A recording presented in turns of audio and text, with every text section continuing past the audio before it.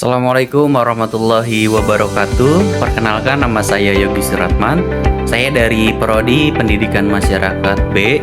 Di sini saya ingin menjelaskan pertanyaan dari Ibu dosen, Ibu Ani Sapitri MPD.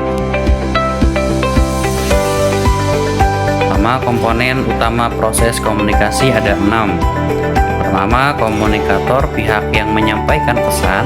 Dalam pendidikan biasanya guru, instruktur, atau narasumber. Nah, yang kedua, pesan isi komunikasi berupa informasi, gagasan, atau materi tertentu yang ingin disampaikan kepada penerima. Nah, yang ketiga, saluran atau media wahana yang dipakai untuk mengirim pesan seperti lisan, tulisan, gambar, slide, video, atau papan tulis. Untuk yang keempat, komunikasi pihak yang menerima pesan dan menafsirkannya dalam kelas komunikan adalah siswa. Nah, untuk kelima, feedback, tanggapan penerima terhadap pesan bisa berupa jawaban, mimik wajah, atau tindakan yang menunjukkan pemahaman. Nah, untuk yang keenam, noise atau gangguan, segala sesuatu yang menghambat kelancaran proses komunikasi, baik fisik, psikologis, maupun semantik. Nah, untuk yang B-nya, penerapan dalam pembelajaran kelas. Nah, contohnya kayak komunikator, guru yang menjelaskan materi baru. Untuk pesan, penjelasan mengenai konsep pelajaran tertentu, misalnya sistem pernafasan manusia. Untuk saluran, contohnya penyampaian secara lisan dibantu media seperti slide, gambar, atau organ tubuh. Nah, untuk komunikan, siswa yang mendengarkan proses materi. Untuk feedbacknya, guru menerima pertanyaan siswa, melihat reaksi mereka, atau memberikan kuis singkat. Nah, untuk noise, kelas yang bising, alat peraga yang kurang jelas, atau siswa yang kurang fokus. Nah, untuk tujuan dan fungsi komunikasi sosial. Untuk tujuan utama komunikasi sosial adalah membangun hubungan sosial yang sehat, menciptakan pemahaman bersama, dan menjaga keteraturan kehidupan masyarakat. Untuk fungsi komunikasi sosial ada 4. Yang pertama, fungsi informatif, memberikan informasi agar masyarakat mengetahui suatu hal. Untuk yang kedua, fungsi persuasif, mempengaruhi sikap atau tindakan masyarakat. Untuk yang ketiga, fungsi sosial, mengajarkan nilai, norma, dan budaya yang berlaku. Nah, untuk yang keempat, fungsi kontrol sosial, mengarahkan dan membimbing perilaku sesuai aturan. Nah, untuk contohnya dalam pendidikan masyarakat, fungsi persuasif tampak pada kampanye kesehatan seperti ayo vaksin, melalui poster dan penyuluhan. Masyarakat didorong mengubah perilaku menjadi lebih sehat.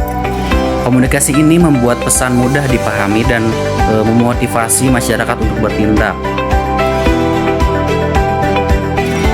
Ini perbedaan dua jenis komunikasi. Komunikasi interpersonal contohnya, proses komunikasi dalam diri sendiri seperti berpikir, merenung, menilai, atau memotivasi diri. Untuk komunikasi interpersonal, komunikasi yang terjadi antara dua orang atau lebih secara langsung. Terus, mengapa interpersonal penting dalam pendidikan? Karena komunikasi interpersonal membantu siswa kayak mengenali kemampuan dan kelemahan diri, mengatur emosi saat belajar, atau mengembangkan motivasi internal, mempertajam fokus dan konsentrasi, memecahkan masalah secara lebih terarah.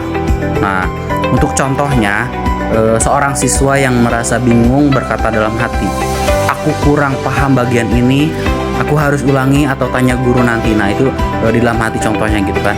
Proses interpersonal seperti membuat siswa lebih siap memahami pelajaran dan berani mengambil langkah penyelesaian gitu ya. Nah, untuk pertanyaan keempat, pentingnya komunikasi interpersonal efektif. Komunikasi interpersonal yang baik diperlakukan untuk membangun hubungan sosial yang sehat, menghindari kesalahpahaman, serta memudahkan kerjasama dalam pembelajaran maupun kehidupan sehari-hari.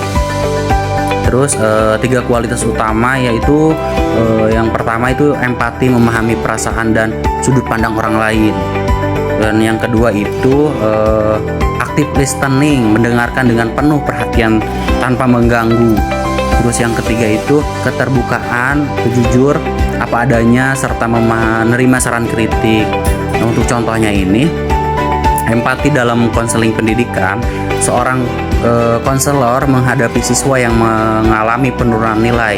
Dengan empati, konselor memperhatikan kepedulian. Nah, contohnya kayak, saya paham kondisi kamu berat, boleh kamu menceritakan apa yang membuat kamu kesulitan, kita cari solusinya bersama-sama. Nah, itu contohnya. Kayak empati ini membuat siswa merasa aman sehingga komunikasi berjalan terbuka dan solusi lebih mudah ditemukan. Nah, untuk pertanyaan kelima,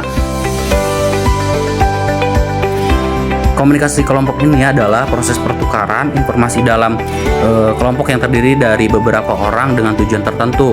Komunikasi ini berbeda dari komunikasi interpersonal karena melibatkan lebih banyak orang, pandangan lebih beragam, terus pengambilan keputusan membutuhkan diskusi, dinamika kelompok kayak peran, kepemimpinan, pengaruh lebih kompleks. Terus komunikasi kelompok penting untuk bekerja sama, pemecahan masalah bersama, dan mencapai tujuan yang tidak dapat dilakukan sendiri. Gitu. Mungkin itu saja yang bisa saya jelaskan dalam beberapa pertanyaan dari Ibu Ani. Saya Yogi Suratman, terima kasih. Wassalamualaikum warahmatullahi wabarakatuh.